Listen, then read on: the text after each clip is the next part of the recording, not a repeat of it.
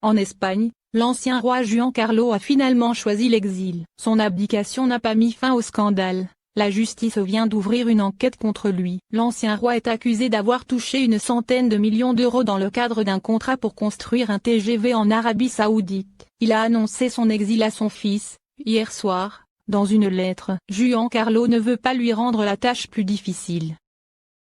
Depuis cette lettre, c'est une question qui brûle les lèvres de tout le monde. Où est parti Juan Carlos? La destination du roi est pour le moment tenue secrète. Selon la presse espagnole, il serait même déjà parti ce week-end. Le journal conservateur ABC a indiqué sur sa une qu'il aurait rejoint l'une des demeures d'un ami entrepreneur, situé sur l'île de Saint-Domingue.